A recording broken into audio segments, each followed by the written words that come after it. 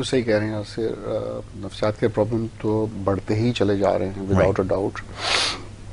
और वैसे तो बहुत सारे इश्यूज हैं नफ्सियात के हवाले से, लेकिन जो मेन प्रॉब्लम्स मैं देखता हूँ वो ज़्यादा डिप्रेशन, एंजाइटी और एंगर, ये तीन इश्यूज जो हैं वो बड़े कॉमन हो गए हैं। और साथ में फिर उसके साथ इंसोम्निया, जैसे नींद का ना आना, ओवर थिंकिंग, ये बढ़ती जा रही है बहुत ज़्यादा। अच्छा, पहले भी थी और आई थिंक अंडर रिपोर्टेड थी, अवेयरनेस कम थी। ये बात नहीं कि आज से 20-30-40 साल पहले ये प्रॉब्लम्स नहीं एग्जिस्ट करती थी।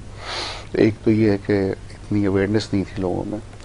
दूसरा, वक्त बहुत बदल गया है पिछले कुछ अरसे। आप देखते हैं लेट 90s में स्मार्टफोन्स एग्जिस्ट ही नहीं करते थे, इंटरनेट सर्विसेज कहाँ थी। अब जो है बेसिकली मीडिया हैज़ चेंज्ड। पहले हम पूरी तरह रिलाई करते थे टेलीविज़न की नशरियात पे, अब वो सब चेंज हो गया है। Absolutely. हर तरफ से इंफॉर्मेशन की बम्बार्डमेंट हो रही है, चाहे वो छोटा सा बच्चा ही क्यों ना हो या फिर बड़ी उम्र का इंसान। तो जितनी ज़्यादा इंफॉर्मेशन हम एब्जॉर्ब करने की कोशिश कर रहे हैं अपनी सराउंडिंग से, इन्वायरमेंट से, मीडिया से, वो फिर हमें गलत चीज़ें भी सिखा रही हैं और सही चीज़ें भी सिखा रही हैं। और कई चीज़ें ऐसी उभर के सामने आ रही हैं जो कि पहले एग्जिस्ट ही नहीं करती थी। जैसे अब वो एडिक्शंस हैं स्क्रीन के या मोबाइल फ़ोन्स के, जो कि पहले इशू नहीं हुआ करते थे। गेम्स के हैं, वायलेंस बहुत बढ़ गया है मीडिया से भी। देखा जाए तो मैं मूवीज़ की बात कर रहा हूँ, और फिर गेम्स बहुत एग्रेसिव टाइप के आ रहे हैं। तो ये सब का हमारे इमोशंस पर बड़ा गहरा असर होता है। फिर विदिन आप पाकिस्तान देखें और अब कराची को ही देख लें जहाँ पे हम रहते हैं, तो जगह जगह अभी मैं आ रहा था तो मैं यही सोचता आ रहा था कि ऐसा लग रहा है कि इतना ज़्यादा खोद दिया है शहर को कि या तो सोना निकलने वाला या तेल निकलने वाला किसी जगह से। ऐसा ही कोई सड़क नहीं छोड़ी है। आते हुए टाइम इतना लग गया मुझे, मैं सोचा था मैं लेट हो जाऊँगा, जबकि टाइम से पहले निकला था। तो यह ज़ाहिर फ्रस्ट्रेट तो इंसान को करता है ही, कोई भी इंसान हो आपको ये फ्रस्ट्रेट करेगा।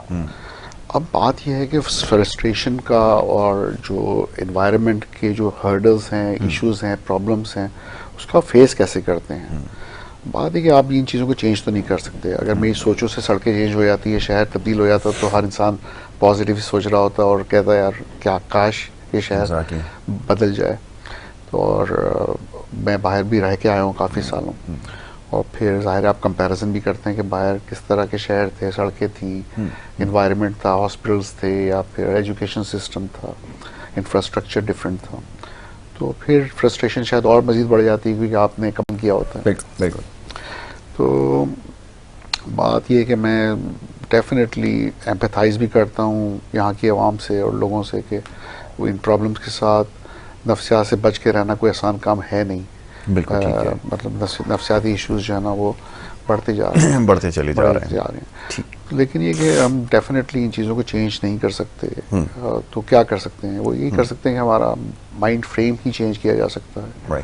कि हमें थोड़ा सा अपना सोचना है, अपने आप को काम और रिलैक्स करना है, ये सोचते हुए कि इसी इन्वायरमेंट में रहते हुए बेस्ट पॉसिबल प्रोडक्टिव तरीका क्या है ज़िंदा रहने का, सर्वाइवल का।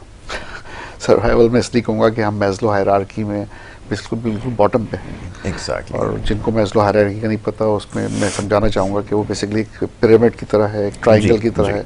उसमें बॉटम पे जो ना सर्वाइवल है, उसके ऊपर आप आते हैं तो फिर आप फैमिली का सोचते हैं। Exactly. फिर उसके ऊपर आप कम्युनिटी का सोचते हैं, उसके ऊपर आप एल्ट्रिस्टिक होते हैं कि आप सबसे बढ़ के कुछ करना चाहते हैं कौम के लिए, दुनिया के लिए। बिल्कुल।